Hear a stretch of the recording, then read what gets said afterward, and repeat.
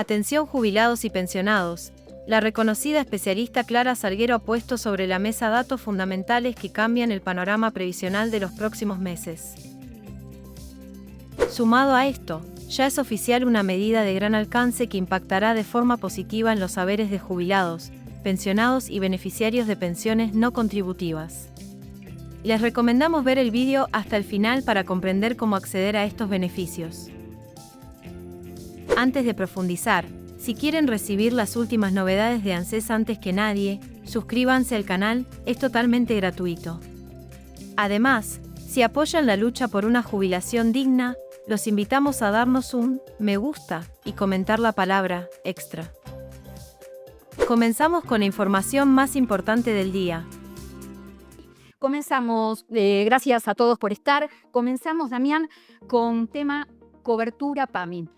Bueno. Se conoció detalles de un fallo que empieza en la provincia de Mendoza acerca de cobertura y que en este momento está en la Corte Suprema de Justicia de la Nación. Exactamente, Clara. Vamos a tratar de ordenar un poquito la situación porque se está escuchando en todos los medios de comunicación. Cobertura al 100.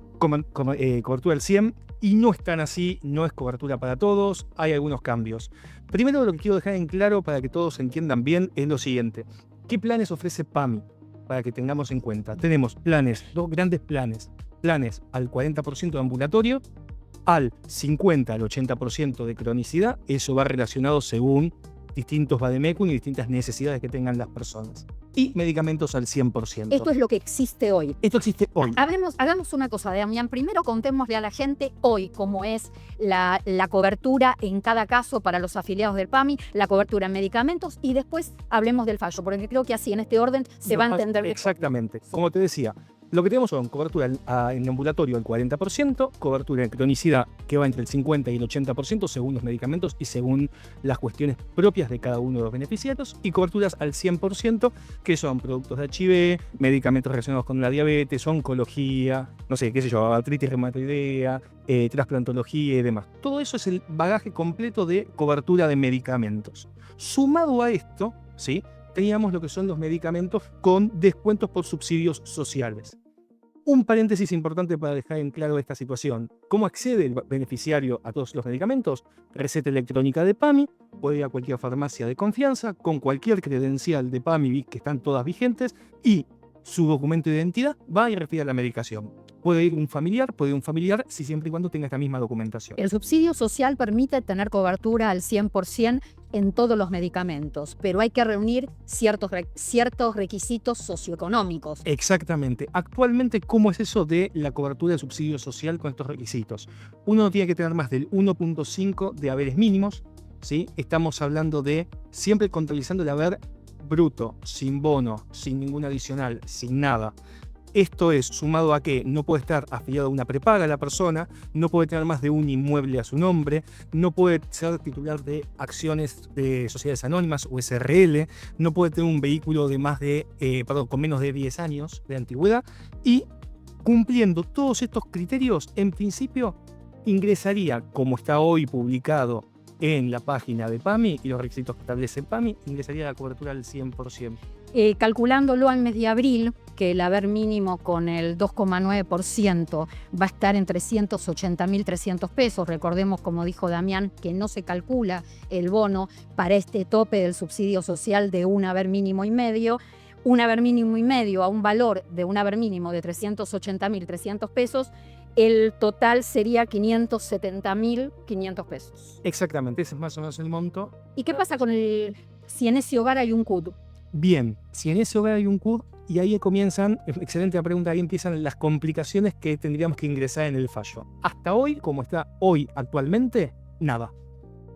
Si ingresamos en lo que dice el fallo de Mendoza, que es un amparo colectivo, en donde participó primeramente, que ten en cuenta, la Asociación de Jubilados y Pensionados de Mendoza, sumado a Tucumán, ATE, Córdoba, algunos legisladores del interior del país también, sacan una medida cautelar que actualmente, como dijiste vos al principio, está en corte, a análisis de corte, en donde establece que el PAMI tiene que hacer entrega del 100% y tiene que proponer algo al respecto de poder llegar a esa cobertura más integral de las personas.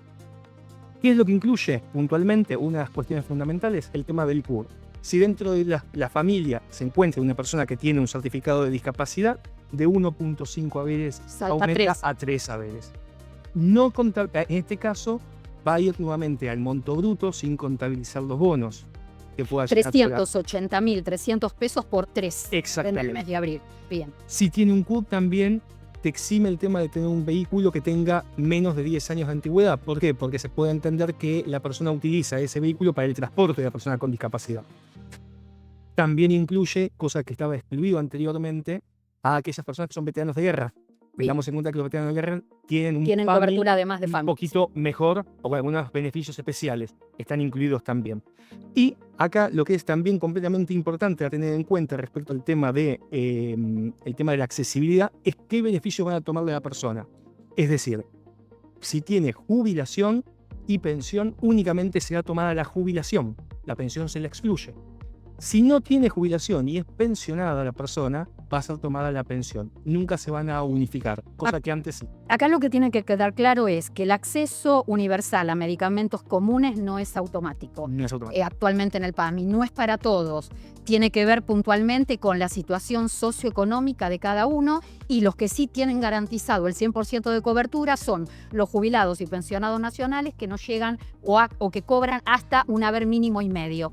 Pero algo importante, los que son tratamiento, todo lo que es tratamiento de alta complejidad o tratamiento prolongado, no importa lo que cobren de haber, el PAMI da cobertura del 100%. Como pasa en el resto del sistema sanitario. Como pasa en el resto del sistema sanitario. Y tengamos en cuenta lo siguiente, una persona oncológica va a tener siempre el medicamento cubierto al 100% porque hay una ley nacional que lo cubre, al igual que lo que es una persona que está trasplantada. Hay una ley nacional que cubre al paciente trasplantado en el cual le tienen que dar la medicación al 100%.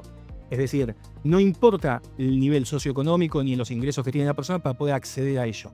Bueno, me parece que para cerrar sería bueno decir que este tema, como vos decías, Damián, está en la Corte Suprema de Justicia de la Nación, sin apuro para la Corte, porque el tema que tiene que ver con medicamentos, que es un bien esencial en la vida de todos nosotros, pero fundamentalmente en la vida de una persona de edad avanzada, bueno, este tema está para que lo defina la Corte desde hace 14 meses en la Corte Suprema de Justicia de la Nación. Me parece un dato muy importante.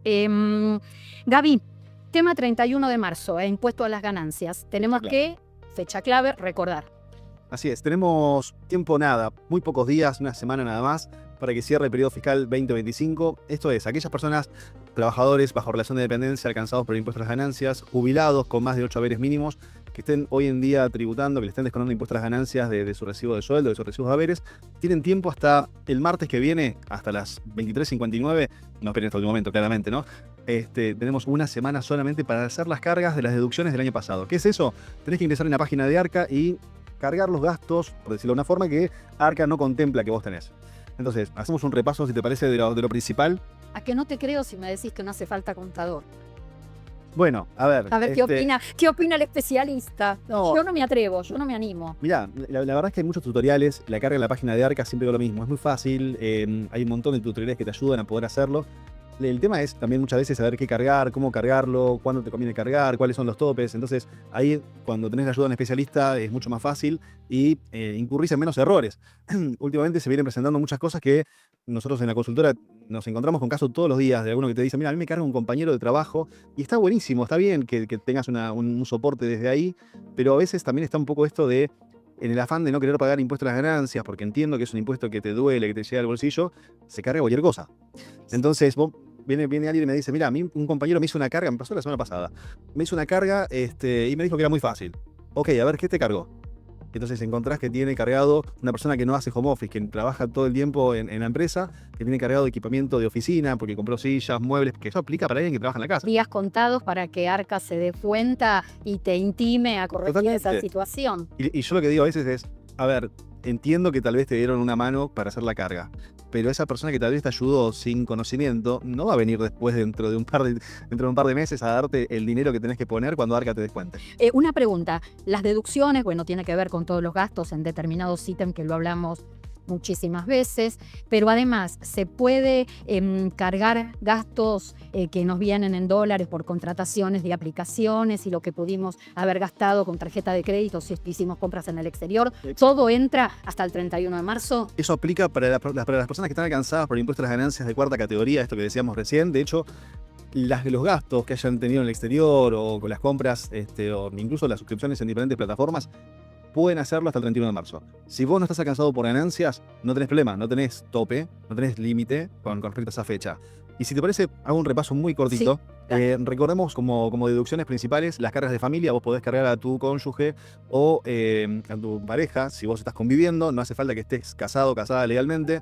Hijos hasta los 18 años. En el caso de los gastos educativos podés cargarlo hasta los hijos hasta 24 años. En el caso de algo que decía recién Dami, en el caso de si, no sé, tenés CUT porque tenés algún hijo con alguna incapacidad, es incapacitado para el trabajo, no tiene tope de edad. Y después los gastos que hablamos siempre, ¿no? Seguros de vida, seguros de ahorro, de retiro, si tenés una prepaga que vos estés pagando de tu bolsillo.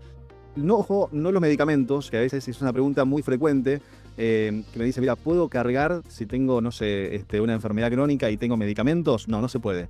Vos podés cargar únicamente los gastos de los honorarios de los profesionales. Si fuiste al odontólogo y de repente tuviste que pagar la consulta, bueno, ahí podés cargarlo, pero no aplica en los otros casos. Lo último, ya para cerrar el tema de impuesto a las ganancias, ¿qué ítem deberían actualizarse?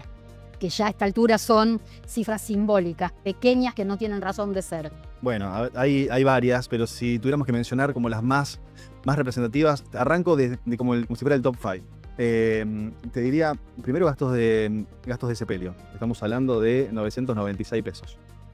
Es ridículo. Aprovecho también, claro, hoy estoy pasando factura. Subsidio de contención familiar, si fallece algún jubilado o una jubilada, 15.000 pesos. Está reintegrando ANSES. Tengo que buscar hace cuántos años, ya me acordé. La última vez que se actualizó la ayuda por gastos de sepelio fue en el 2020, en plena pandemia. 6 años que no se aumenta el subsidio de contención familiar, que cuando me escriben familiares y le tengo que decir a la gente que son 15.000 pesos, la gente me repregunta si no me equivoqué. No me equivoqué. Hoy un servicio de sepelio, así, lo indispensable, lo fundamental, debe estar rondando los 700.000 pesos. Y los jubilados o aquel pariente que paga el sepelio de ese jubilado cobra nada más que 15.000 pesos. Realmente una vergüenza. Mira, lo que me informó el otro día está por encima del 1.200.000. Hay que ver. Me quedé corta. Sí, está muy por ahí. Vos fíjate que con respecto a esto que decíamos recién, a esta deducción, 996 pesos era cuando hablábamos en dólares prácticamente. Entonces ahí sí tenés 1.400.000, que no te digo que te salve la patria, pero tiene un poco más de sentido. Bueno, Gaby, sí. No te preocupes, más o menos es el 30% de lo que se reconoce como por los seguros de sepelio, de condición familiar. Es decir, guarda una cierta relación, lo que pasa es que está completamente desfasado. Es una locura, claro. Lo que pasa es que uno ve a veces cómo los organismos nos exigen. Inclusive está bien que ARCA fiscalice, que controle, que de alguna manera cuide la recaudación tributaria, fiscal, porque también así, si nosotros somos prolijos, nos ahorramos muchísimo tiempo en una litigiosidad por parte del organismo y nosotros, pero me parece que esto es un ida y vuelta. Totalmente. Te exigen, los organismos te exigen, pero también te tienen que dar, porque ahora estoy recordando que lo que tampoco se actualiza desde hace años y la gente reclama y no lo puede creer, es la asignación por cónyuge, que apenas supera los 10.000 pesos. Y hay jubilados que necesitan cobrarlo porque tienen capaz a su cónyuge a cargo porque tiene algún tipo de discapacidad. Creo que debe estar en 11.500 pesos. Y reitero, cuando nosotros le damos a la gente esos valores, creen que nosotros nos equivocamos, que los valores son otros. El otro día me dice un cliente, puedo pasar los gastos, yo vengo cargando los gastos los intereses del préstamo hipotecario, porque sé que se pueden cargar solamente los intereses. Digo, buenísimo, pero tenés una parte de la info. Porque la otra parte es que podés cargar, que el tope hoy en día son 20.000 pesos por año. Nada. Gabriel, nosotros profesionales, yo soy ganancia, soy cripto, por supuesto. Y la verdad es que recomiendo ir a un contador, no hacerlo por las suyas, porque cuando uno empieza a analizar, o los topes son muy bajos o nada es aceptable. En las profesiones liberales en general nos pasa eso, ¿no? Que el auto no podemos incorporar, no podemos incorporar nada. La diferencia todo es claro.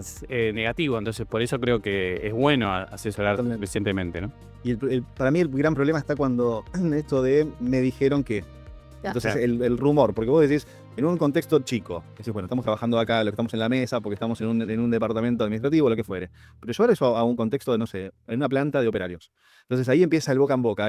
No, mira, yo cargo los gastos de nafta porque me dijo un compañero que se pueden cargar con gastos de combustible. O sea, no aplica. Salvo que seas viajante de A mí me dijeron me trae alergia. Claro, ese. No quiero se senté, acaba de llegar Adrián Todo Tropoli. acabo. Él entra, Acabo de... él entra. Hola, ¿Cómo le va, doña? buenas tardes. Dos temas quedan que vamos a tratar en un ratito con Gabriel Sánchez, todo lo que tiene que ver con la reforma tributaria, una reforma tributaria que parece que se aplaza, se posterga para el año que viene, y vamos a estar hablando del cerrojo en la industria de laboratorios. Me costó entender el tema, pero sí rápido capté, y hay algo que sí capté rápido y le digo a Damián: tenés que contestarme porque esto le sirve a la gente. Si este cerrojo a la industria de laboratorios va a significar, trasladado a precios, medicamentos más baratos o más caros para la gente. ¿Lo vendemos ahí o...? Ahí Ahí, no. queda. Y ya charlamos un ratito con el doctor Frega este tema de la adaptación del trabajador, y cuando hablamos de trabajadores, el trabajador en relación de dependencia, trabajador autónomo, trabajador monotributista, porque la ley de modernización laboral alcanza a todos. Yo pensaba, ¿no? Esta ley se presentó como una ley para flexibilizar el trabajo, para fomentar la registración. ¿Vos cómo la ves? ¿Es así? ¿Va a cumplir los objetivos? Bueno, la verdad es que es difícil ver el futuro, pero sí, como abogado, tengo dos colegas en la mesa, así que me van a permitir ver si me equivoco. Las leyes en general no modifican las variables económicas. Las variables económicas y de empleo se modifican más bien por lo que se puede generar en cuanto a la posibilidad de construir, de producir, de generar otros factores económicos que hoy pareciera que no se están reactivando. Lo que yo creo que tendría que comentar como título, como para arrancar, el título mío sería No maten al mensajero. No maten al mensajero porque la base de toda esta reforma fue planteada desde mucho tiempo. Y esto, vamos a ser claros, todos los partidos políticos tienen este discurso, lo han repetido tanto que lo terminaron creyendo, que es este esquema de la industria del juicio, ¿no? Y sobre esa base se construyó un esquema donde pareciera que los profesionales de la abogacía, como pasa en la previsión social, ¿no? El problema del reclamo previsional por los reajustes es un problema. La culpa es nuestra, que vamos y reclamamos. Vienen nosotros con los colmillos sangrantes, vamos y le decimos a la gente reclamen, ustedes, y la gente no, porque yo no quiero reclamar. Y los obligamos fuertemente a hacerlo. La verdad es que este tema, termino esta idea, este concepto de industria del juicio hizo que muchos artículos de la ley, inclusive la reforma procesal que se ha planteado, ha venido a atacar directamente el ejercicio profesional pensando que somos nosotros los que reclamamos, y en realidad el que reclama es la gente, porque nosotros somos el instrumento. De todas maneras, por supuesto que queremos flexibilizar, por supuesto que queremos una norma laboral más moderna, pero no es lo que estamos viendo. Estamos viendo una preocupación por bajar los costos laborales desde un lugar que no es el problema hoy. El problema no somos los abogados, quiero decirlo, vengo a decir eso. Quiera saber la gente que el problema no somos los abogados. Bueno, vamos a decirle a la gente, bueno, esto lo sabemos todos, que hay profesiones diversas en la Argentina, pero el abogado representa una profesión que por excelencia defiende derechos. Entonces, desde ese lugar, como abogados, y acá también le abro a Trócoli la charla, y también a vos, Damián, ¿sentís o sienten que con esta ley, con esta nueva ley laboral, realmente se va a bajar la litigiosidad laboral? Lamentablemente creo que no, porque tradicionalmente, esto no es una cosa que se ha intentado otras veces, tradicionalmente lo que es algunos principios que son primos hermanos, el derecho provisional y el derecho laboral, ¿no? Y en algunos puntos en común, como la progresividad, la garantía constitucional de ciertos derechos, el famoso 14 bis de aquella modificación constitucional y todo lo demás, hace que algunas cosas básicas no puedan ser modificadas legalmente sin modificar la Constitución. Si cambiamos la Constitución, será otra el saber, ya que la litigiosidad va a concurrir. Se ha hecho todo para tratar de bajarla. Se nos dice a nosotros, ojo, que si reclaman de más, plus petitio inexcusable. Eso traducido al castellano quiere decir, el abogado va a tener que pagar por haber reclamado de más. Ahora, ¿qué es reclamar de más? Si yo considero que hay un daño que luego el juez dice no corresponde, bueno, yo reclamé lo que consideré que correspondía. pareciera que esto que se cree que nosotros hacemos, que es dibujar, englobar, ampliar, Inventar. inventar. Y la palabra industria, si ustedes la analizan en la historia, industria quiere decir trabajo. Nosotros trabajamos en el reclamo y en tratar de lograr derechos. Lo que quizás se haya confundido es con fabricar. Nosotros no fabricamos nada. Si alguien fabrica, bueno, habrá que evitar que lo siga haciendo. Pero la verdad es que todos los reclamos se basan en lo que la ley anterior, la ley actual va a seguir diciendo, porque en algunos principios va a seguir habiendo incumplimiento. El problema es que quizás no estén dadas las condiciones para que un empleador pueda cubrir las necesidades para el pago de la indemnización. Bueno, puede ser, pero esto no se resuelve atacando al reclamante con esto, con el pago de cuotas de las sentencias en cuotas, cosa que es discriminatorio en contra. O sea, antes había un derecho para proteger al trabajador y ahora pareciera que está en peores condiciones que lo que estaba una persona que debe la tarjeta de consumo, perdonando la propaganda, ¿no? Sí. Entonces, este tipo de cosas son las que estamos nosotros reclamando. Más allá de que, por supuesto, la legislación puede modificarse, puede tratar de ser distinta a la que era, puede modernizarse, pero no maten al mensajero. En un ratito, para que lo vayas pensando, Sí. ¿no? Quisiera que nos contaras qué cuestiones vos ves como abogado desde tu profesión que van a provocar, que pueden llegar a provocar litigiosidad a partir de esta nueva ley laboral, ¿sí? ¿Qué Ajá. cuestiones resultan? Algunas ya fueron un conflicto mientras duró el tratamiento en el Congreso Nacional. Creo que hay cuestiones que inclusive la gente no tiene clara cómo se van a aplicar en las empresas porque siguen preguntando, pero bueno, ¿qué cuestiones vos crees que va a necesitar de la presencia de los abogados? ¿Sí? ¿Cómo no? Sí, por supuesto. Adrián, movilidad jubilatoria versus inflación, y en la comparativa, ¿por qué no nos contás todo lo que vienen perdiendo desde hace años las jubilaciones? Que de alguna manera significa la razón de por qué hay que hacer juicio, por qué la gente hace juicio. Sí, respondiendo un poco lo que más de una vez me preguntan, ¿por qué hacemos juicio? ¿Por qué vale la pena ir a tribunales? ¿Cuál es el fundamento? Y la verdad que el fundamento es muy sencillo. Comparando lo que pasó el último año menos, pero hasta el año pasado, y lo que va de este año, los años inmediatamente anteriores, 6 años inmediatamente anteriores, las jubilaciones perdieron contra la inflación por A ver como si la guerra podemos perdieron. buscar las placas. Había una placa en donde me ayuda. Dos tenemos, ¿eh? Bueno, Dale. es fácil esto. Si vos comparás todos los años, bueno, esta placa es simplemente un gráfico que muestra dos cosas. Cómo vale a valor constante, cómo se mantiene a valor constante una jubilación con bono y sin bono. En el que está arriba es la que tiene bono. En algún momento tuvo alguna subida por arriba de la base de 2015. Pero las dos terminan siendo muy bajas. Y esto lo corto a 2024, porque a partir de 2024 empieza el decreto 274 del 24, que da inflación con muy poco rezago. Si bien en el año pasado, 2025, hubo una pérdida de 0,9%, me pareció que el grueso estaba en este periodo. Y en este periodo podés ver que perdieron 40% las que tienen el bono. El bono tuvieron un refuerzo que se depreció a lo largo del tiempo, que estas perdieron más en el último año y medio, pero hasta entonces venían bastante mejor y aún así perdieron, ni hablar las que no cobraban bono. ¿Por qué, Adrián, desde el año 2015, Tomás, ahí? Porque en el 2016 hubo una pérdida de poder adquisitivo por inflación, pero en el 2016 se utilizó como excusa y en 2017 se cambia la ley se cambia, de hecho el primer saltito que tenés ahí es marzo 2017, sí, tenés un primer bono que se da de refuerzo y esto es el cambio de ley. El cambio de ley se hace en 2017, en 2017 se hace el cambio de ley con la excusa de que en 2016 se había perdido, pero se habían perdido centavos. Este es el punto. Ahí todos los saltos esos son porque son semestres. Cambia la ley en el 2017. Cambio de ley en 2017. 2018, 2019 otra ley en la que pierden ese famoso 19,5%. Ese 19,5% depende cómo lo midas, pero sí, es un 19,5% que utiliza en ese momento Raberta para decir que había de cambiar de nuevo la ley. Vamos de vuelta, le pongo nombres de presidentes.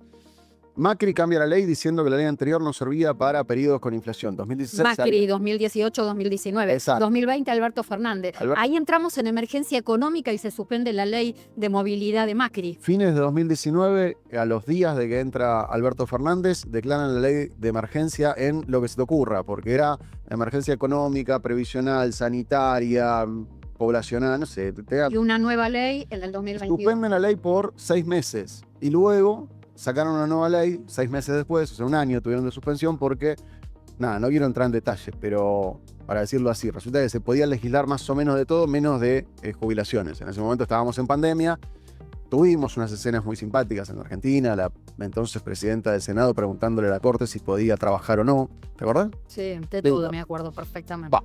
Igual, a ver, todo esto que demuestra, cada gobierno con su librito, cada Ahí hay gobierno que una- venía cambiaba la ley de movilidad, todas resultaron desastrosas. Ahí hay una placa que muestra todo lo que están rojos son los que perdieron. Básicamente, se pierde 15% un año. La otra placa. Está en esta que está ahora. Ah. Se ve que pierden 15% un año y recuperan 3% del otro. Ya la verdad que para eso que no recuperan nada. Digo, pierden 4,3, después recuperan 2,1. El punto es sencillo. Todos los años de inflación perdieron y perdieron muchísimo. En los años en donde la inflación mejoró un poco, recuperaron algo, los jubilados, algo. Bueno, este desfasaje tan grosero hace que hoy un jubilado diga no me alcanza la plata para llegar a fin de mes. Vamos a tribunales, le planteamos esto mismo a los jueces, que es la jubilación no vale lo mismo de lo que valía hacía 7, 8 años. Por eso están mal todos. Entonces, la respuesta de algunas, vamos a decir la mitad de las cámaras, es sí, tenés razón, la inflación se comió las jubilaciones y ahora estamos esperando que respondan desde corte. Pero como contábamos la semana pasada, algunas personas, los que están en el interior del país con cámaras que tienen criterio favorable para el jubilado, están ya cobrando en función de esto. Es decir, perdieron contra la inflación, no tiene sentido seguir estirando esta pérdida. Me parece que es importante reiterar, en un rato lo podemos hablar, de todas las cuestiones que puede reclamar un jubilado, siempre tomando nota y teniendo y considerando la fecha en que se jubiló, Perdón, qué todas. puede reclamar en un juicio por violación. Las 5 o 6 que me acuerdo, todas son un montón. Yo te ayudo, porque yo te escucho. Y no me confundas, me decís rojo, la cara rosa. Bueno, rojo, color. Se pierde. Tónico. No, vos tenés mejor vista del mundo. Ahí está, rosa. Bueno, vamos a hablar del tema de la reforma tributaria. ¿Por qué el gobierno decidió demorar el tratamiento de la reforma impositiva? Bueno, David. no se da el contexto, ¿no? Un poco es una mezcla de todo lo que viene pasando. Desde el punto de vista... El contexto significa no le dan los números en No, diputados. Claro, esto está ligado a la recaudación, exactamente. O sea, dejemos de lado la parte política, ¿no? De que hay interna, pero fuera de eso, lo real es, no dan los números, como dice Darío. O sea, estamos en un momento en el que el gobierno dice, pará, está buenísimo, tenemos que hacerlo, es necesario, todos sabemos que hace falta, pero esperamos un poquito. Esperame que vamos a ver qué pasa en abril. El gobierno sabe que hace falta. Digo, esto lo viene planteando desde hace 2 años. Y ahí está el... Claro. Sí, de que había una gran reforma y... Fue campaña. Sí, fue no solo fue campaña, sino fue el primer mensaje. Déjame ante la Cámara de preguntarte, Diputados, además. a partir del Congreso. No hay un tema que tiene que ver con el déficit, o sea, disminuir el déficit, y entonces esto genera un círculo donde la pérdida de carga contributiva, la pérdida de ingresos contributivos hace que hoy sea inviable, al contrario, achicar la cantidad de impuestos. Eso es lo que Totalmente. en teoría pasa. Sí, porque vos, o sea, hoy hay un superávit que depende de un hilo. Entonces, ¿cuál es la realidad? Tienen que ir a negociar con los gobernadores para decirle, mira, yo te voy a sacar algunas cosas de ahí, tenemos que ver qué podemos sacar, qué podemos restar para entrar ahí con, no sé, ejemplo, ingresos brutos, con ganancias para las sociedades. Pero hoy hacer una movida de esas es un... Pero aparte hay un dato que no es menor. El gobierno tiene perfectamente claro que una reforma tributaria estructural y profunda tiene que estar acompañada por las provincias. Tal cual. Y lo que significa para las provincias la baja de impuestos, hablando de baja de impuestos de ingresos brutos y todo lo que tiene que ver con las tasas municipales en los distintos distritos. Y ahí volvés al inicio, decís, la provincia te dice, no me dan los números, no me saques nada porque no estamos en el momento como para eso. Entonces, bueno, ahí lo cierto es que si bien el gobierno lo pone como una prioridad para este año, no sé, No, déjame dudar. parece que no, Déjame dudar. Parece que esto queda pendiente como la reforma previsional, que aunque Trócoli dice que no va a venir la reforma previsional, yo creo que sí, que se viene. Por no hablar de Este cambios. año, pero se viene. No, por ahora yo no encuentro elementos, pero desde la política para que se encare una reforma previsional. Aparte tenemos que descansar un poco porque ya la reforma laboral Recién venimos de las vacaciones. mensaje y la gente pregunta y hay que esperar que la letra chica para poder explicar El todo. año que viene no hay Pero elecciones. ahí está, pero tenés eso, vos tenés que meter otras 2 reformas antes de la campaña también, claro. Claro. todo. Antes de la campaña imposible, la campaña empieza dentro de 6 meses. Bueno, no, está bien, perdón. Antes de que cierre la campaña. Claro. Sí, igual cuánto ayuda en las campañas políticas vender reformas estructurales. Siempre te juega para atrás. Los gobiernos en general no suelen arriesgarse con estas cosas, aunque este gobierno me parece Este que... gobierno entró, como decía Dami, con la carta directamente de que iba a reformar los tributos. Hoy tenemos un caos tributario, ¿no? Es más, podrían cobrar lo mismo y ordenarlo, que era un poco la idea. Eliminar, ya no me acuerdo cuántos tributos era, y dejar 2 o 3. ¿Cuántos eran? 155. 150. No, cada vez que preguntamos cada vez más. Yo me acuerdo que hace un tiempo le preguntaban a 24 despacho y decía 109. Yo me quedé con 100. ¿Cuántos? 155. Impuestos, tasas, demás, ¿no? No, bueno, aparte, hoy están recaudando más los impuestos distorsivos que los más lógicos, como sería ganancias. Totalmente. Tema de cerrojo a la industria de laboratorios, a la industria farmacéutica. ¿Qué significa esto y qué va a pasar con nuestro bolsillo a la hora de ir a comprar los medicamentos? ¿Van a salir más baratos o más caros? Bueno, vamos a explicarlo fácilmente, claro. Fácil, por Lo más simple posible. Dejá de esquivar la pregunta, te lo dijo 3 veces. ¿No fácil, más barato o más caro? Por sí o por no, por sí o por no. ¿Sabes por qué dilata? Porque la respuesta que va a estar, mire. No mate al mensajero. Tome, está negro. Mensajero. Vamos a usar lo que dijo una vez un vicepresidente. Mi voto es no motivo. Claro. Hacerla menos, más liviana. A ver, el tema es el siguiente, para hacerlo muy simple. La industria farmacéutica hace investigaciones de mercado, lanza productos y se patentan. Esas patentes en principio tienen 10 años de reserva y de explotación única y exclusivamente en el laboratorio internacional. ¿Qué es lo que sucedía en Argentina? Llegaban, registraban el producto, lo validaban y una vez que estaba todo aprobado por ANMAR, lo que hacían era pedir una reválida nuevamente del producto para poder extender la patente y para que no pueda ser copiado por genéricos o biosimilares. Yeah. Hasta ahí era lo que funcionaba. Al 2012 sale una normativa en la cual ANMAT y lo que es el Instituto de Regulación de Tecnologías en Argentina se ponen muchísimo más rígidos y exigen que sea realmente esa prórroga de licencia un efecto real para el ser humano. ¿Qué significa esto? Muchas veces lo que hacían era, tengo una medicación a 10 gramos, bueno, ahora voy y te paso una medicación a 7,5. Por eso, muchísimas veces lo que teníamos nosotros eran cambios de presentaciones de medicamentos. Ese cambio de presentación era para extender justamente las normativas de que no puedan copiar los medicamentos.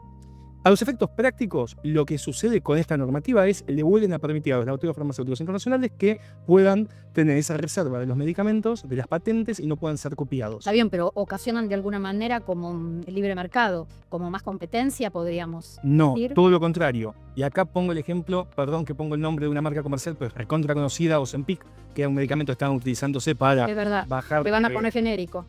Hay genérico acá en Argentina, de un laboratorio argentino, y traje números porque me pareció lindo como bajarlo a tierra para que la gente lo entienda. El original, cuando sale a la venta en Argentina, salía 653.000 pesos la aplicación, la ampolla. Sin cobertura. Sin cobertura, No, estamos hablando de venta al público. 653.000 pesos. Cuando le sacan el genérico sale a 128.000 pesos. Automáticamente al día después el laboratorio internacional lo que hace es lo baja a 335.000. ¿Qué significa esto? Esto obviamente también pasa internacionalmente, es decir, Ozempic perdió la patente en India el 21 de marzo de este año y sacaron un producto igual a 210.000 pesos, es decir, $14. ¿Sí? ¿Qué es lo que significa? Que el permitir a los laboratorios nacionales poder desarrollar lo que son biosimilares o copias, que en principio no son los mal llamados genéricos, sino que son medicamentos que son exactamente iguales a los originales, porque son las patentes, son las mismas y dan públicas en Argentina, lo que permite es la posibilidad de que le tengamos una mayor accesibilidad a los medicamentos en un país que está completamente golpeado económicamente y en tono a lo que establecí, lo solicitaba la Organización Mundial de la Salud, en donde solicitaba que los medicamentos tengan... ¿Esto tiene algo que ver accesibilidad. con la materia prima?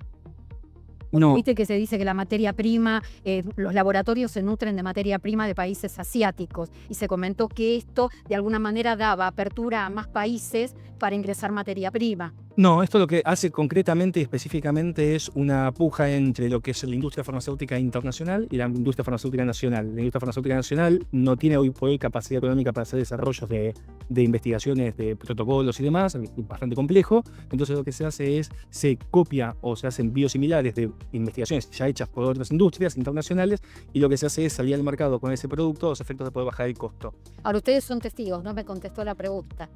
No me la Sí, bueno, están más caros o más caros. Van a ser más caros. Sí, lo que me parece que hay que llevar tranquilidad a la gente es que todos aquellos biosimilares que actualmente están en el mercado y están vigentes van a continuar. Esos no van a tener problema. El problema que vamos a tener es con tratamientos de alto costo, donde hay monoclonales y demás, completamente nuevos. Esos medicamentos van a ser completamente carísimos y lamentablemente va a favorecer la industria del juicio, en donde la gente va a tener que reclamar judicialmente. No es ninguna industria, no es una industria, es un cumplimiento que se ha reclamado en forma masiva. Basta de hablar de industria del juicio. Una pregunta de ese tema. Yo consumo cabergolina. Sí. Es un medicamento que se aplica para mi tratamiento, que no es Parkinson, y para el Parkinson. Sí.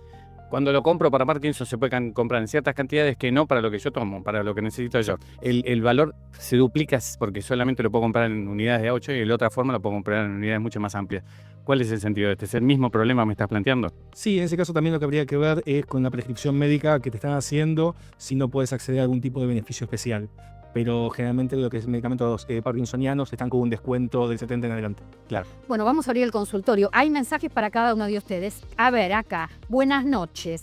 Qué honor que se encuentre el doctor Frega. Un gran abogado, muy generoso con sus colegas. Qué lindo. Gracias, mi hermano. Gracias por llamarme. No, mis saludos, doctora. No es tu hermano.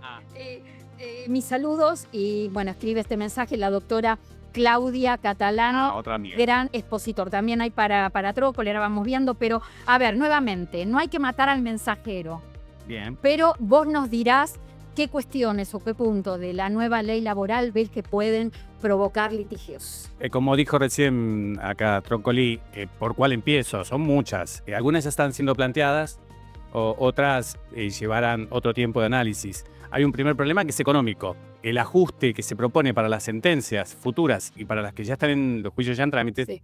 está ligado a dos tasas. La tasa que tiene que ver con la tasa pasiva, que es una tasa no muy alta, que además se puede ajustar con un tope que tiene que ver con el IPC, o sea, el índice de precios consumidor, más un 3%. Con lo cual, esto va a depender mucho de ciertas circunstancias. La más importante, la más grave, la que seguimos padeciendo, es el tema de la inflación. Si la inflación baja, la verdad que un 3% de tasa pura es una tasa pobrísima, es de las más bajas del mercado. Ahora, si la inflación sigue subiendo, bueno, por lo menos va a haber una actualización cercana. Hay que hacer los cálculos momento a momento. El problema de tomar índices, inclusive hacerlo legalmente, es el problema de siempre, que en algún momento ajusta mejor, en otros momentos se ajusta mal. Un poco lo que pasa con las jubilaciones. Cuando uno toma un índice que en un momento parece que va a eclosionar o al revés, que va a bajar, resulta que se hay que acomodar. Entonces, los planteos van a ir viniendo según cómo esos índices vayan ajustando y la justicia lo ha hecho sistemáticamente. Reajusta esos índices cuando ve que son claramente inapropiados. Ese es un tema que ya, por supuesto, lo que ya mencioné, del pago en cuotas. Eso me parece ¿Hasta que... cuántas cuotas? Hasta 12 o 6 según sea pyme o gran empresa, ¿no? Un detalle, esto ya se judicializó, el tema de la tasa de interés.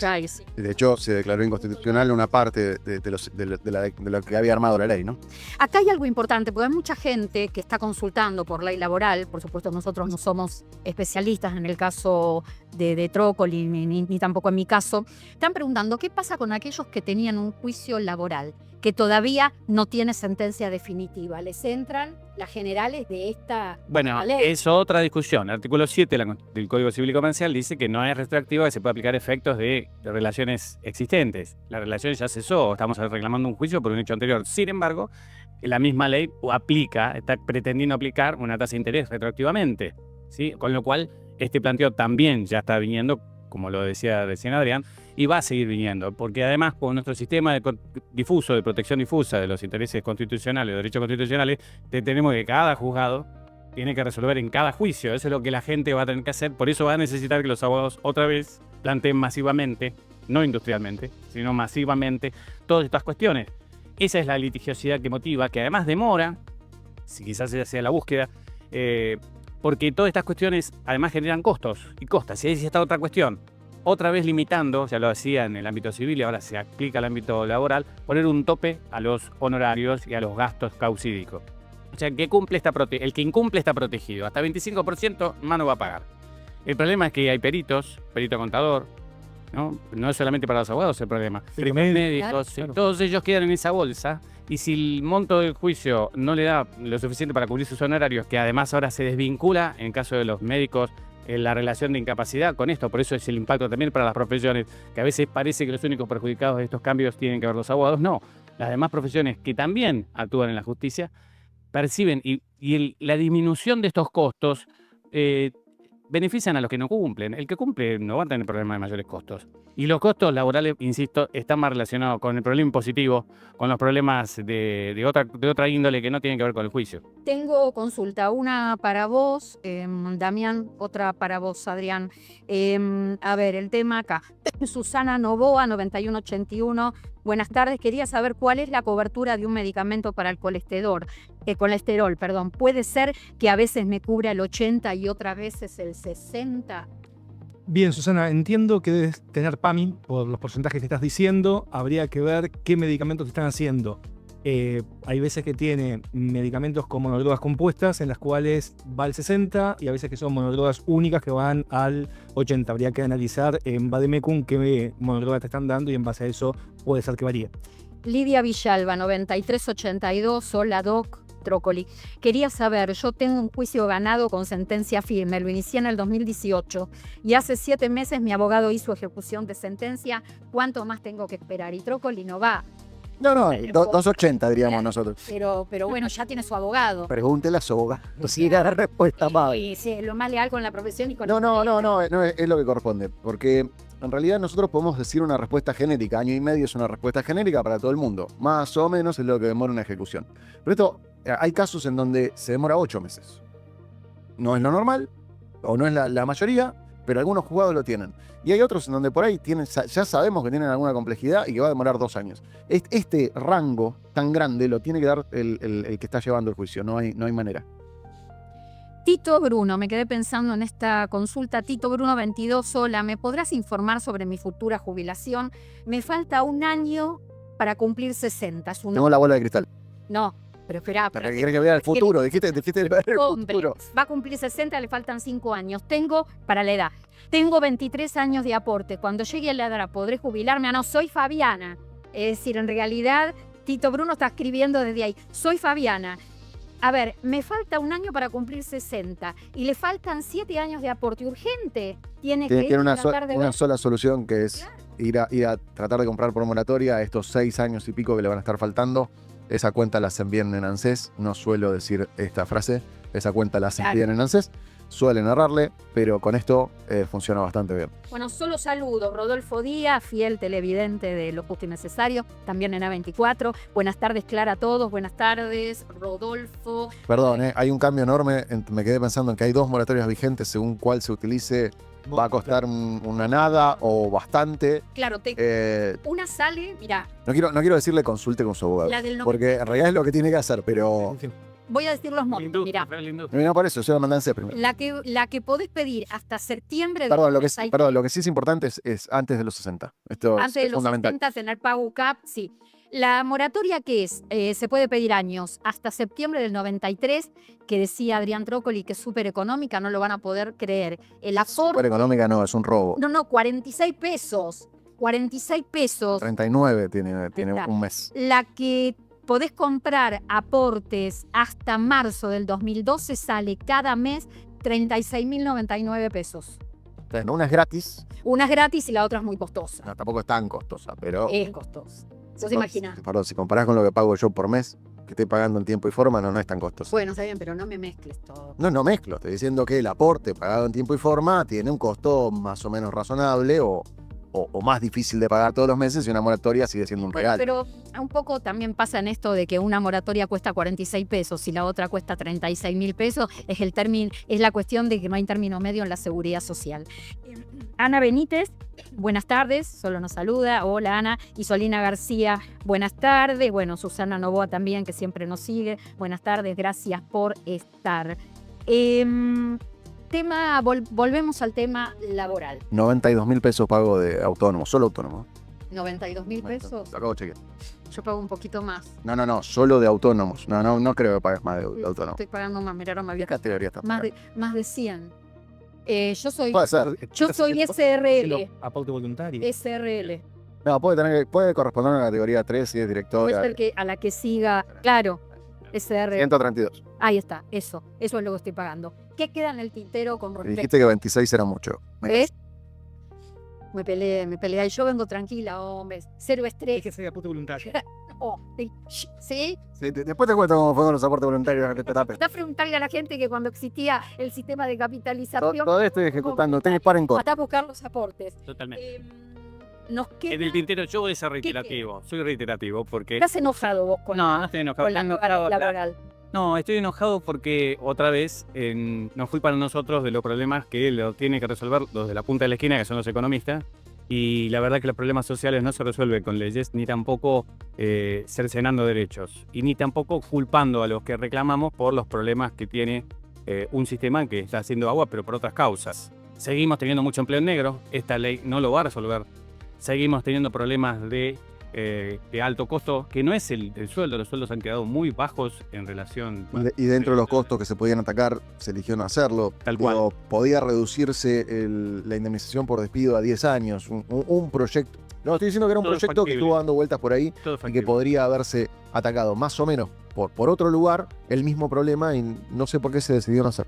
Cuando las pymes eran consultadas por este tema, no era, si bien es cierto que una pyme que está en un estado de crisis muy dificultosamente puede hacer frente a un despido de mucho personal, si entra en crisis, ahora entra en crisis por el personal, no, entró antes en crisis por una situación económica previa.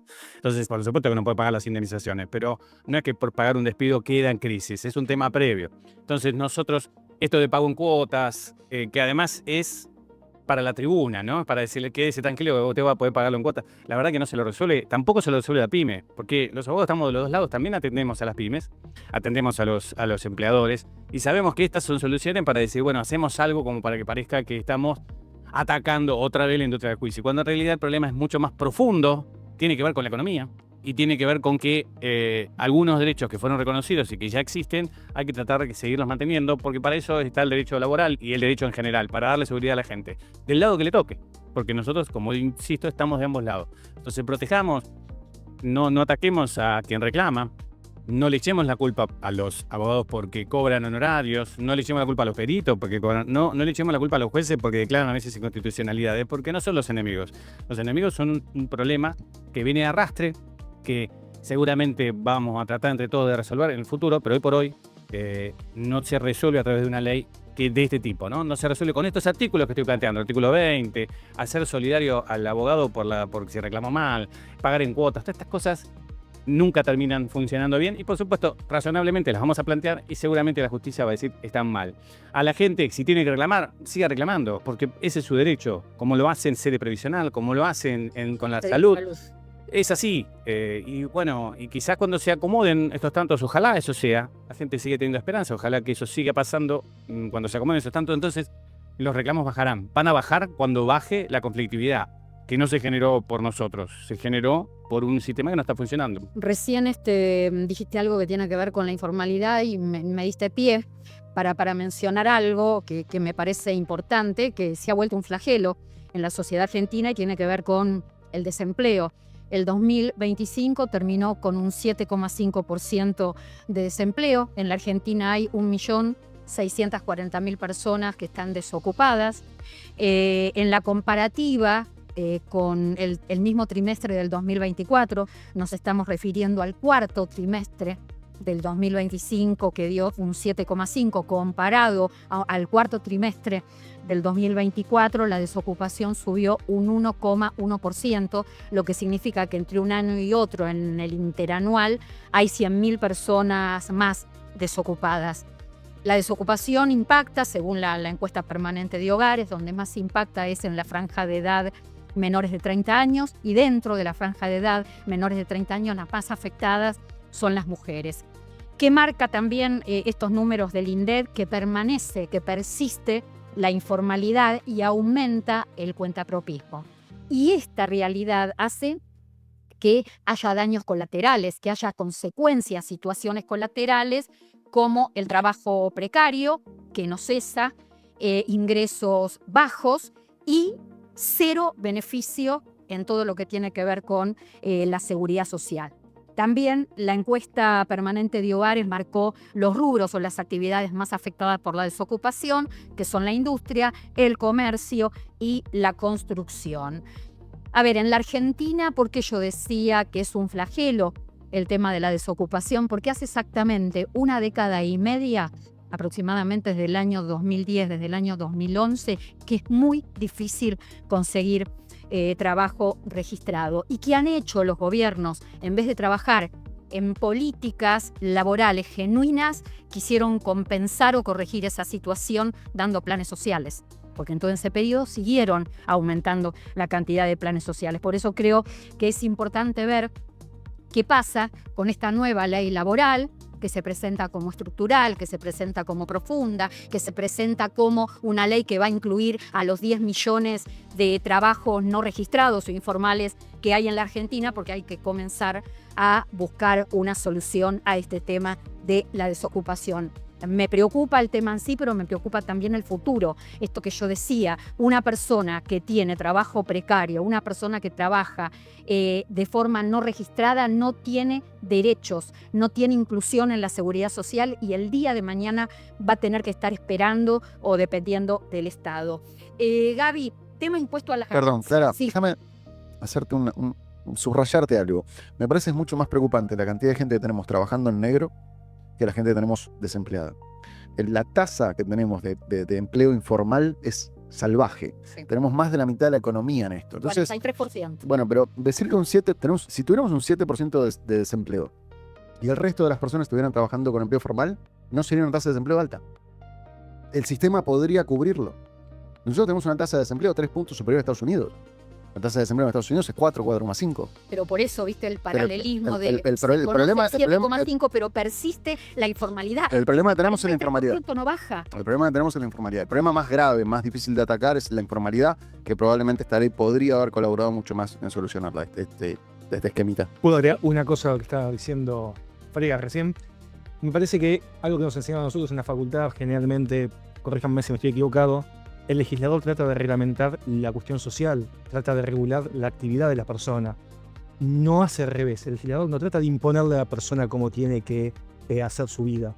Me parece que esta ley está pensada completamente al revés, está pensada desde un gobierno que quiere imponer cómo modificar las cosas en lugar de tratar de receptuar realmente lo que estás diciendo vos, la informalidad que está teniendo el mercado laboral, la precarización laboral a través de un monotributista, en donde lo que hace es fagocitarlo y no fomenta a que esa persona ingrese en el mercado formal, a que esa persona realmente ingrese a poder tener un aporte, un futuro, una jubilación, una salud digna, sino lo que está buscando. Vos tenés los grandes problemas. Este tema que mencionábamos recién con Trócoli, el tema de no sería tan grave el 7,5 de desempleo si bajara la cantidad de gente en la informalidad que hay, pero la informalidad persiste y casi la mitad de la población está en informalidad, sino que la otra realidad es que tenés cada vez más gente trabajando de manera independiente, por ejemplo, en la figura de un monotributista, que el propio sistema no lo deja crecer, que lo deja estancado en una situación también de precariedad. Pero, Clara, el problema es el siguiente, que si uno empieza a desmenuzar ese 50%, ese 53% en blanco,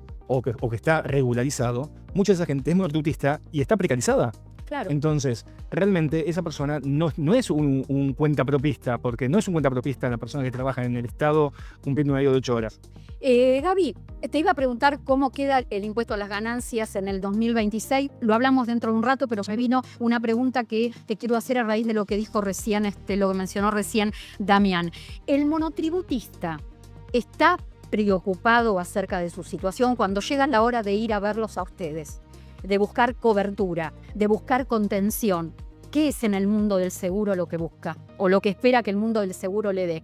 Mira, te lo planteo al revés. Yo creo que hay cierta preocupación, la gente abre un poco más los ojos hoy en día, pero falta un montón. La verdad que no tenemos cultura de ahorro, no hay una previsión. Esto que decíamos recién, en un sistema previsional como el que tenemos, totalmente solidario, es una locura pensar en los porcentajes que tenemos de la informalidad, ¿no es cierto? Y eso, digo, hoy ¿cómo lo ve la gente? ¿Cómo lo ve el monotributista? Sabe, ahí son muy pocos, pero saben, de a poco van tomando conciencia de que hay una pared con la que te vas a dar de frente el día de mañana. Entonces ahí recurren a diferentes herramientas. Yo que trabajo en todo lo que tiene que ver con la parte de seguros, te puedo decir que de a poco la gente va tomando conciencia de la importancia de armarse una herramienta de ahorro para el día de mañana. Falta un montón, sí, es verdad, falta un montón, falta mucha más información, pero hoy mucha gente ya viene a preguntarte sabiendo algo por lo menos. Te dice, mira, ¿sabes que yo escuché algo acerca de un La seguro conciencia Totalmente. a futuro, que capaz hace unas décadas atrás no la teníamos. Es que vos lo ves, cuando yo tengo a alguien adelante y le digo, es fácil, o sea, no hay mucho para debatir. Vos tenés tus papás vivos, tenés tus abuelos, ¿cómo están? ¿Están jubilados? ¿Cómo viven? ¿Se manejan independientes? medio alarmante. ¿Cómo viven? La pregunta es cómo viven. Buena pregunta. ¿Cómo hacen para vivir? Vos mirá a tus papás, mirá a tus abuelos y decime, o mirá al costado, tu tío, o sea, alguien que esté jubilado, y decime si te da tranquilidad de decir, no, está bien, yo voy a vivir tranquilo económicamente como vive mi papá. Es el espejo desde ese lado, es el espejo donde no nos queremos mirar, el espejo que no queremos ver. ¿Cómo hacemos para vivir el día de mañana? Hay una situación que es alarmante. Yo no tengo los números actualizados, pero los vamos a buscar. La cantidad de monotributistas que hay en la Argentina, no solamente por este tema de que cada vez más gente expulsada o ante la imposibilidad de conseguir trabajo registrado en relación de dependencia, termina siendo un trabajador independiente en la figura del monotributo, sino todos los que eran autónomos que dejaron de ser autónomos por ir al monotributo. Entonces hoy debemos tener más o menos, la última cifra que yo tenía era 350.000 trabajadores autónomos contra casi 4 millones de trabajadores monotributistas. Sí, igual de todas maneras también hay una gran cantidad de monotributistas que en realidad son empleo negro, empleo en relación de dependencias que oculta a través de monotributo. De hecho, ¿Quién la lo reforma lleva eso? anterior. El propio sistema. 4,7 millones de inscriptos, Bueno, ahí está. 700.000 menos tenía yo. 2,6 4 pagan. millones 700.000 monotributistas Sí, hay. inscriptos. 2,6 Pero no millones significa que pagan. todos paguen. 2,6 millones. Solo. Ahí está la informalidad que decía Dami. La reforma anterior a esta, porque esta es la segunda parte de la reforma laboral, la reforma anterior permite tener una organización basada en monotributo sin tener que transformar eso en una relación de dependencia formal. ¿Se acuerdan que el monotributo había un muchacho de barbita tomada? Simpático el tipo. Que fue ministro de Trabajo. como- Fue ministro récord. Un- Carlos sí, Tomada. 72 años al frente del ministerio que no hizo nada de todo lo que te estabas quejando desde hoy, ¿no? Todo lo que estamos diciendo hoy, la pérdida del poder adquisitivo de los empleos, la pérdida de trabajo en blanco, del aumento de... Brócoli, ¿no te pasa que a veces no quisieras tener tanta memoria? Porque todo eso con No es la difícil. amarga, porque si nada se hizo. No es difícil acordarse un tipo que tuvo 70 años en el Ministerio de Trabajo. Escúchame, lo que decía este señor que se ganó un premio, levantó una estatuilla hermosa que le dieron por Organización de Estados Americanos diciendo que era un puente, era pasar de la informalidad a la ¿Sabes que no formalidad. hablaron de puente? Bueno, en varios gobiernos, Vale, varios no, bueno, pero ministros hablaron este de que puente. estuvo en varios gobiernos, fue un ministro así como power, pues se mantuvo un tiempito ahí, decía que era para pasar de la informalidad a la formalidad el monotributo. Para eso se inventó en el 98. Que terminó subsidiando el autónomo. No, pero no solo, no, todo lo terminamos subsidiando, pero el monotributo hoy con ¿cuánto dijimos? 4,7 millones. 4.700.000 y solo pagan 2.600.000. Puentes se quedó. ¿Puedo agregarte Puentes para atrás. una cosa? De esos 2.6 que pagan, ¿cuántos son los que pagan en la categoría A única y exclusivamente para poder tener una Creo que el social? 80% estaba entre la A y la B. Por eso, es decir, pero muchísima gente también está inscrita en un monotributo frente a la falencia del Estado en brindar una cobertura sanitaria de hospital público como corresponde para poder entrar a una obra social. Si quieren agregar, para cerrar el panorama tan positivo que estamos teniendo hoy, es... Con buena onda, estamos así como pum para arriba, sí. No, lo decimos con la mejor onda, pero hay que decirlo. Es que nos está faltando ver una pata enorme, que es la pata de los empleados del Estado. Que los que tienen estabilidad, que son quizás, no sé los porcentajes, pero no debe ser la mayoría, y todos esos contratos que tienen el Estado, que en algunos puntos serán una forma de subsidiar a la persona que no tiene empleo y en otros casos son trabajadores efectivos, son muchos. Sí. Esa gente también está fuera del sistema, porque ella contribuye más o menos como puede, si y si es que contribuye. Entonces tenemos también ahí una parte grande y ahí por eso nosotros vemos al Estado diciéndole a los particulares, ustedes que evaden, ustedes, y resulta que el primer negreador es el mismo Estado, en todas sus formas. Los fundamentos son variados. Pero son los mismos fundamentos que una pyme tiene para decidir yo no contrato en blanco, porque resulta que tengo una serie de costos que, insisto, no es el juicio cuando se lo despiden. Porque además el contratado no tiene un contratado laboral Claro. en público, no tiene ningún derecho, ningún juicio de nada. O sea, lo sumo podrá ser repuesto, tendrá todo un planteo. Esa es la realidad que estamos viviendo. Entonces, como si eso fuera poco, tenemos altos niveles de pobreza porque los ingresos de las personas hoy no alcanzan a cubrir, las personas en blanco no alcanzan a cubrir la canasta básica. Entonces, todo esto hace un combo muy explosivo que quiero creer que lo vamos a tener que resolver de forma... ¿Se acuerdan de esa frase? ¿Se acuerdan de esa frase de los 90? Esta vez habría que decir Fernández lo hizo. Me está acordar con lo de una. Hace un rato dije que Frega me dio pie para hablar de los números de la desocupación y recién acaba de decir otra cuestión, mencioné otra cuestión, el tema de los ingresos que tiene la gente que son de miseria, para contarles otro tema y de alguna manera con este tema responder a todas las consultas que estuvimos recibiendo, que fueron muchas, acerca de una información que trascendió. A ver, se reflotó la semana pasada, pero ya se había comenzado a hablar de este tema hace más o menos un mes y medio, cuando estaba en pleno debate la reforma laboral. El tema de los créditos ANSES, la posibilidad de la vuelta de los créditos ANSES. La gente, a través de cierta información que trascendió, creyó que los créditos ANSES habían vuelto. Entonces me parece que es importante plantearles que sí hay un proyecto de la vuelta de los créditos ANSES que está circulando en el Congreso Nacional, que impulsa la oposición para responder al sobreendeudamiento de las familias. De hecho, este proyecto que han impulsado y que está, reitero, circulando en el Congreso Nacional, está denominado Programa de Desendeudamiento de las Familias. ¿Qué plantea este proyecto? Que tenga un alcance a jubilados y a pensionados nacionales, asignación universal por hijo, asignación por embarazo, monotributistas de la categoría A a la D y empleo doméstico. Y que estos préstamos partan de 1,5 millones de pesos y que se vayan actualizando por salario mínimo vital y móvil, que los pague ANSES, que los dé ANSES. ¿En serio, salario mínimo con vital y móvil? con recursos del Fondo de Garantía de Sustentabilidad. ¿Cómo sería la operatoria, según lo que dice este proyecto? Que la gente no toque la plata, porque supuestamente la gente está endeudada, solo la deben pedir o pueden pedir este préstamo los que están endeudados. Entonces, cuando van a solicitar el crédito, le informan a ANSES a quién le deben, si deben tarjeta de crédito o lo que sea, y ANSES, si reúne los requisitos, si está dentro de este grupo de gente que yo mencioné recién, lo que hace es pagar la deuda, la paga directamente ANSES, para que la gente no se haga de esa plata a través de la caja de ahorro de la Seguridad Social y capaz en la desesperación la termine gastando en otra cosa, y después le descuenta, le debita las cuotas de sus prestaciones previsionales y sociales mensuales. A ver, ¿qué es lo que pienso cuando leo este proyecto? Clara, ¿esto es solo proyecto? Esto es un proyecto, pero quiero terminar la idea. Cuando yo empecé a leer acerca de este proyecto, digo, a ver, en la Argentina ya tuvimos una experiencia con los créditos ANSES. La gente estaba endeudada. Fue en otro momento de la Argentina que la gente está endeudada, ahora la gente no le alcanza. Pero también, años para atrás, llegó un momento donde la gente estaba endeudada. ¿De qué te puedo hablar? De los años 2020, 2021. Había 7 millones de personas que cobraban prestaciones a través de ANSES que estaban endeudadas. Estaban los créditos ANSES. ¿Qué hacía esta gente? Había entrado en un círculo vicioso.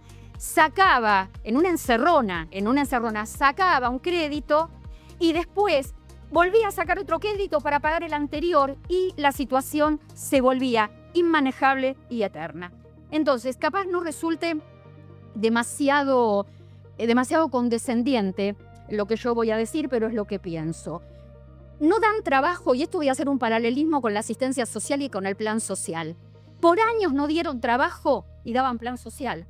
Por años no pagaban salarios y jubilaciones buenas que le permitiera a la gente poder hacerle frente al costo de vida y daban préstamos. A ver, esa no es la solución. Por más benévolo, por más beneficioso que sea un crédito, no es la solución. A la gente hay que pagarle salarios dignos, a los jubilados hay que pagarle ingresos buenos y nada de préstamos ni nada de asistencia. Solucionar el bolsillo de la gente desde lo real, sin asistencia, sin préstamos, porque la gente entra en círculos, en situaciones de las que no puede salir. No creo en la vuelta de estos créditos ANSES, no solucionan absolutamente nada. Lo que quieran sumar o agregar, que ya nos va a quedar, nos queda todavía tiempo, sí.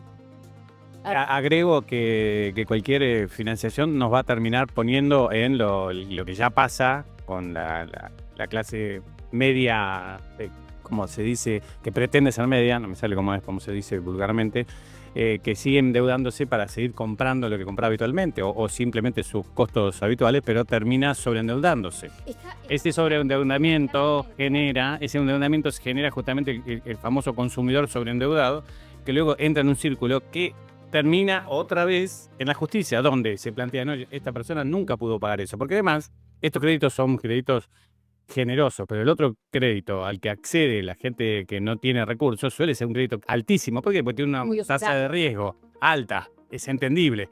Entonces, por comprar comida en el mejor de los casos, a veces ropa, termina pasando que la persona termina en una situación grosera. Vemos qué pasa con los pagarés de consumo y cómo los jueces tratan de acomodar esta situación para tratar de reacomodar una cosa que en realidad otra vez no se resuelve desde lo jurídico, pero que tiene que dársele un anapiaje, porque estos temas, esta gente cuando no pueda pagar, vamos a volver en un círculo vicioso. Bueno, lo que está pasando es una clase media que se va disgregando cada vez más. Esto lo hablábamos en 94. Vos estabas, Adrián, en ese programa y también Gaby Sánchez, cuando se explicaba desde la economía que hoy no hay una clase media unificada. Tenés la clase media baja, la clase media media y la clase media alta.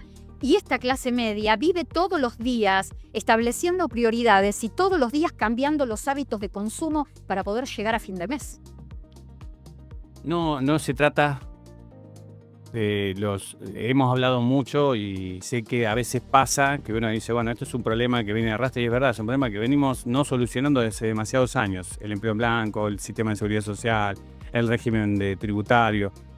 Ahora, otra vez defiendo a los profesionales y digo, hay gente que técnicamente conoce las soluciones para resolver esto, lo que tiene que ver con lo tributario, lo que tiene que ver con lo previsional. Y siento que muchas veces se sale a solucionar las coyunturas y lo que hay que trabajar es en un plan serio a futuro desde lo técnico, porque tenemos problemas técnicos y para eso los profesionales argentinos, que la verdad que salen de universidades que ahora pueden estar más desfinanciadas, pero siguen siendo muy buenos, tienen solución para resolver este tipo de cosas. O sea, los temas jurídicos, lo que son los abogados, los temas médicos, los médicos, no hay forma de inventar soluciones mágicas que sean coyunturales, porque las soluciones tienen que ser de fondo. Jorge, pero perdón, ¿vos estás hablando de una mesa de enlace, de una proyección, de una política de Estado? Claro. Ah, qué interesante. Algo novedoso. Acá hay alguien que le pone humor. Algo novedoso. Juari, Novedoso. que le pone humor y dice Norberto Longo, 2639. Mando a la mesa una buena. Mañana aumentan los combustibles. Nafta al fuego. Bueno.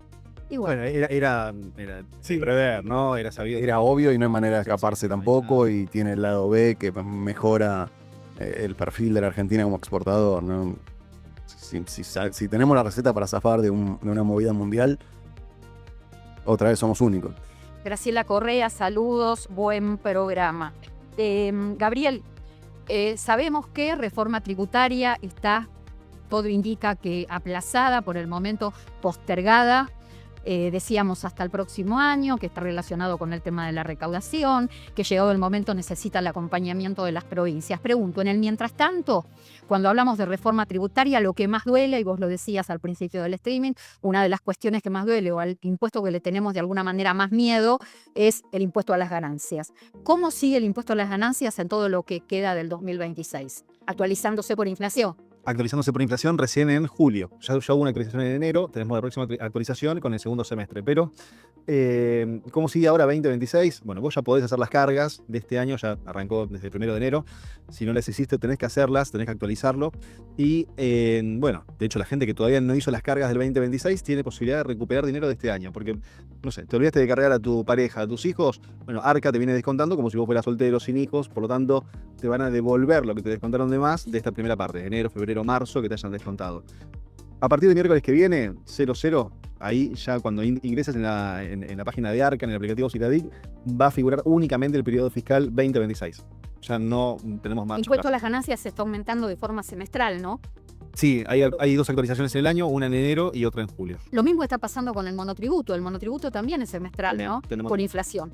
Lidia Rojo, hola Clarita, quiero hacerte una pregunta. Soy jubilada, estoy pagando la moratoria, me descuentan por mes 100.000 pesos. ¿Es justo lo que me descuentan? Lo que pasa es que las cuotas de moratoria descontadas del haber de la jubilación se actualizan por inflación, es decir, sube la inflación y sube la cuota. Y mucha gente ahora está sintiendo que el aumento es importante, que partió con una cuota muy baja y ahora le resulta para un haber mínimo de 380.000 pesos, 100.000 pesos es mucho. Pero es lo que se... Pero es el mismo porcentaje, es el además. mismo porcentaje, claro. 2,9, por ejemplo, en abril aumenta la jubilación, 2,9 aumenta la cuota de la moratoria.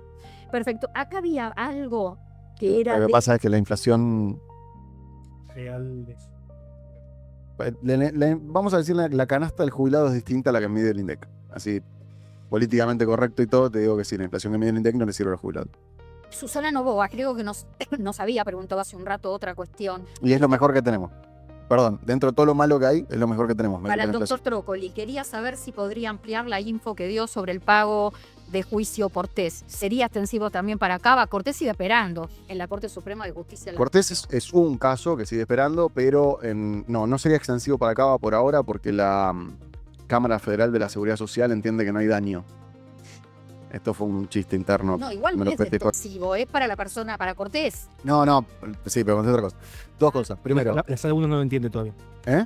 La sala 1 está vacante, no. Bueno, no, pero ahí no tenemos quien. Por eso. ¿Es la sala 1 la vacante en la que no tiene jueces? No tiene juez. No, perdón, sí tiene jueces, tiene su arrogancia pero no tiene titulares. Está vacía y entonces. Que el expediente no caiga en sala 1.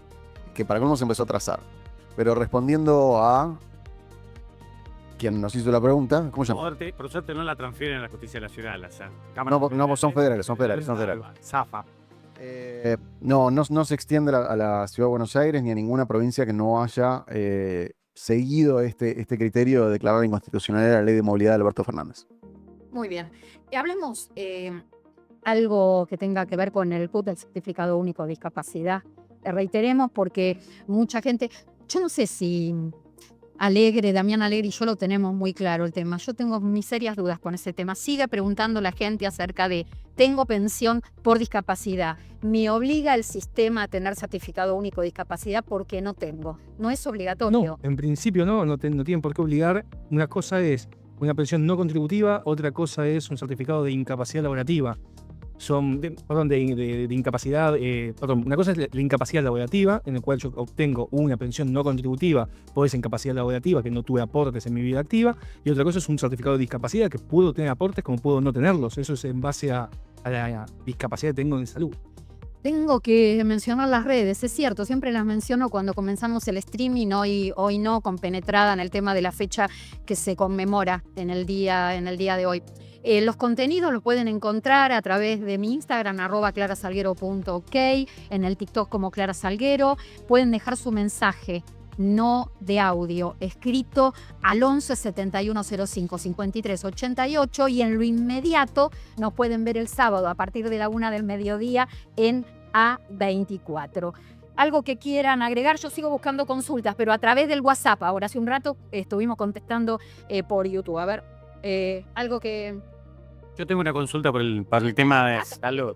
Para mí Es gratis, no hay problema. No me va, es una pregunta, no es una consulta, porque si no me... Mientras tanto, ¿me puedo buscar cuántos autónomos tenemos? Así como encontraste lo de...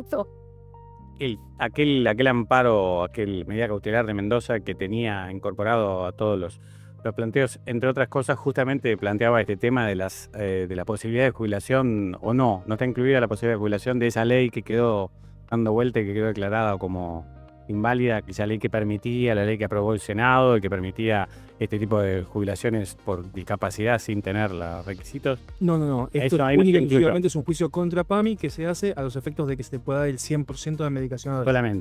Solamente. Y aquel amparo quedó dando vueltas, nunca siguió. Quedó ahí. Yo quiero leer, llegan muchos mensajes todos los días. En un ratito voy a leer un mensaje que nos llegó de Australia. Mientras estábamos al aire el martes pasado, a raíz de la nota, de la entrevista, de la charla que tuvimos con Ismael Bermúdez. Pero ahora es un poco extenso, pero me parece importante porque quizás representa a mucha gente en la misma situación. Buenas tardes, señora Clara Salguero. Mi nombre es Marcos, vivo en la provincia de Misiones y soy beneficiario de una pensión no contributiva desde el año 2012. Me dijo usted para realizar una consulta, ya que actualmente existe mucha confusión y falta de información clara sobre el tema.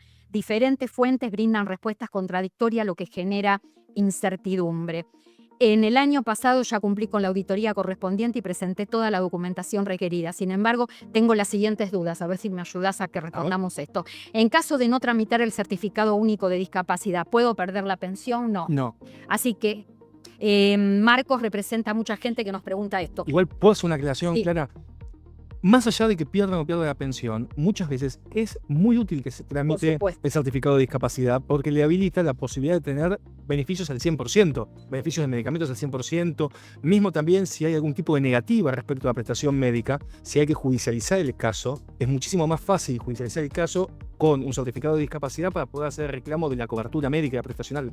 Bueno, después el CUT es obligatorio únicamente para las nuevas pensiones o también para aquellas que ya fueron otorgadas con anterioridad. Ya lo respondimos. Pero me parece importante esto. Quisiera expresar una preocupación personal, al menos en mi zona. La Junta Médica no demuestra empatía ni brinda un trato adecuado. En muchos casos se percibe que si la discapacidad no es visible o es extrema o no es extrema, se minimiza la situación de la persona. Y esto es cierto, esto pasa no solamente en Misiones, pasa en todo el país. Cuando la persona va y no da signos de que realmente está mal, hay cero empatía, para que tomen nota. Con este criterio y forma de evaluación considero que muchas personas podrían tener dificultades para acceder al CUT. En caso de que este requisito sea obligatorio también para pensiones ya otorgadas, la situación podría volverse muy compleja para todos los beneficiarios. Agradecería mucho una respuesta clara y precisa para poder actuar en consecuencia. Desde ya le envío saludos y le doy las gracias. Prometí, le dije que le íbamos a contestar,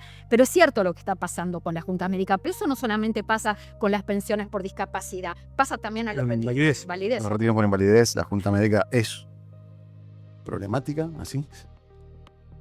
No quiero tirarles. Al menos, sí. Es muy complejo el análisis de un expediente de retiro por invalidez cuando está en el gris. Cuando se quebró el dedo meñique, ya sabemos que no le toca nada. Cuando perdió las 2 piernas, un brazo y algo más, sabemos que tiene un retiro por invalidez, pero todo lo que está en el medio es complicado. Igualmente, Clara, puedo agregar una cosa a esto. Sí es muy aconsejable cuando vas a sacar un certificado de discapacidad que lleven copia de toda la historia clínica, todos los estudios, que el médico tratante se tome el trabajo de escribir. Los médicos no son muy ávidos ni muy gustosos de escribir, escriben a manuscrito, que lo hagan por computadora, que se entienda qué es lo que están diciéndole y por qué motivo tiene una incapacidad laborativa para poder llevar a sacar un retiro de invalidez, o cuál es la discapacidad para poder tramitar un certificado de discapacidad. Últimamente veo cada vez más los certificados escritos con computadora, gracias. Ayudan mucho. Sí. Quiero leer lo de Australia, Andrea, que nos escribió, es un teléfono de Australia, Andrea, es el único dato que tengo. Dice: hola Clara, estoy viéndolos desde Australia y sintiéndome muy triste después de escuchar a Ismael Bermúdez. Yo desde mi situación de privilegio no dejo de pensar en la situación de los jubilados en Argentina y sintiéndome a mí misma allá. Saludos, esto es empatía. Andrea dice que vive en una situación distinta, pero que escuchándonos se pone en la situación de los que viven acá. Hay que agregar por Gracias el tema incapacidad, discapacidad, que hay otra pata más, que es el tema de los accidentes laborales o los incidentes laborales. La CRT, aún reciente, no soy especialista en el tema, no quiero profundizar mucho, pero una reciente modificación del baremo que trae algunas complejidades y que está complicando también a la gente y por supuesto a los colegas que están trabajando en este tema. Interiorizarse, seguirlo, porque algunas categorías o algunas incapacidades que tenían porcentajes con un margen de movilidad entre un punto y otro punto, hoy son fijos. Bueno, hay algunos temas que están generando complejidad y que hay que trabajarlos. Sugiero a la gente también que consulte a su abogado, porque hay toda una cuestión a revisar en este sentido que también ha traído complejidad. O sea, ha habido muchos cambios en este sentido y no todos se ayornaron como pasó con los certificados únicos de discapacidad, que cambió administrativamente que los debía otorgar y entonces en el medio hubo una especie de incertidumbre de dónde había que acudir, dónde no había que acudir. Y con este tema lo mismo, ¿no? Con los accidentes laborales todavía hay algunas dudas donde trabajamos en general, los abogados trabajamos con médicos para ir tratando de entender de qué manera se ajusta hoy esta situación novedosa que también ha cambiado en no tanto tiempo. A ver, tenemos que ir cerrando, pero no me quiero olvidar de preguntar algo. ¿Qué porcentaje se está pidiendo para las pensiones por discapacidad y para el CUT? Son diferentes. El CUT es a partir de cuál... El CUT, si 20 por... no hay porcentaje del CUT. ¿No hay? Para sacar el certificado de discapacidad, si tenés dentro de lo que son las patologías que están establecidas dentro de Ahí discapacidad, ingresás como Y discapacidad. pensiones por discapacidad creo que es el 66. No, Retiro por invalidez se considera 66%, que es una discapacidad total. lo mismo que una pensión por discapacidad.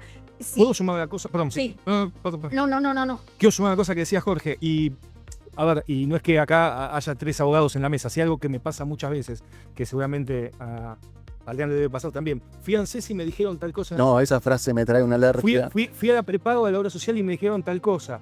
A ver, acá hay una cuestión Nada muchas veces. con nada. No, pero hay una cuestión litigiosa y de conflicto de intereses. Es decir, uno está pidiéndole asesoría a veces a el que es, entre comillas, en el buen sentido lo digo, el enemigo, no es un enemigo, pero es decir, a la contraria, la contraparte. Lo mejor que uno tiene que hacer es pedir asesoría a un abogado que es la persona imparcial que va a tratar de defender siempre los derechos de quien está preguntando. Perdón, lo digo fuera de contexto, lo voy a sacar completamente de contexto, pero hay veces que me cuesta mucho entender cómo le hicimos un juicio, le ganamos el juicio, le ganamos 2 sentencias, 3 embargos y demás, y el cliente viene y me dice, no, pero en ANSES me dijeron sí, pero ya no sabemos cómo ganarle a los de ANSES, cómo hacer de vuelta que le digan que se equivocaron en todo, y usted sigue confiando a ese que se equivocó. Bueno, no importa, es difícil, pero lo que pasa es que también es un organismo que en teoría no debiera pelearse con la gente y debiera asesorarlo o darle alguna ayuda. Bueno, juicio ganado, no necesariamente creerle todo lo que dicen. Nos Clara, están escribiendo por las 2 vías, a través de YouTube, del streaming, y a través de que no vamos a llegar a contestar todo, y a través del WhatsApp.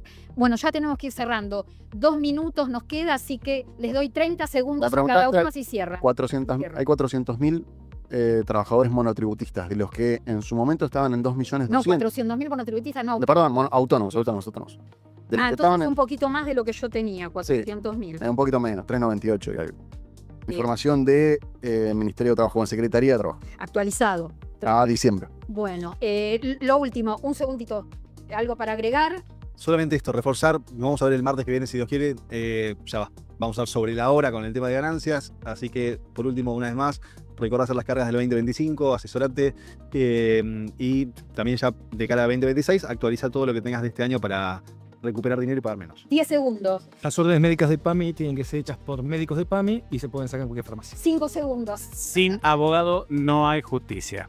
1 segundo. Contestamos todo con un poquito de demora, pero pregúntenme en las redes que les vamos a contestar. Bueno, y reiteramos las redes, igual las pueden ver en pantalla. Contenidos, Instagram @clarasalguero.ok, TikTok como Clara Salguero, encuentran también contenidos y pueden enviarnos un mensaje. Bueno, ahí nos seguirán escribiendo.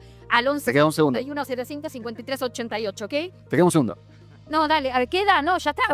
Ya tenemos que ir cerrando, gracias. Bueno, nos siguen escribiendo. Ahí nos siguen escribiendo de Australia, gente. Ahí está. Bueno, acá está. Gracias Andrea de Australia. Gracias Clara por leer mi mensaje. Le comento que yo me jubilé en diciembre del 2025 con mi historia laboral de 30 años. Así que hablo con pleno conocimiento, teniendo suerte de no tener que vivir con esas sumas paupérrimas que son las jubilaciones y demás prestaciones. Saludos cordiales desde Australia. Buena mañana, Australia. Historia, por eso la ley. Gracias a todos, Adrián Troca, a Damián Alegre, Gaby Sánchez, Clara Salguero. Los esperamos el próximo martes por el streaming de Lo Justo y Necesario en nuestro canal de YouTube y el sábado a partir de la 1 del mediodía en Lo Justo y Necesario por A24. Gracias por acompañarnos. Chao.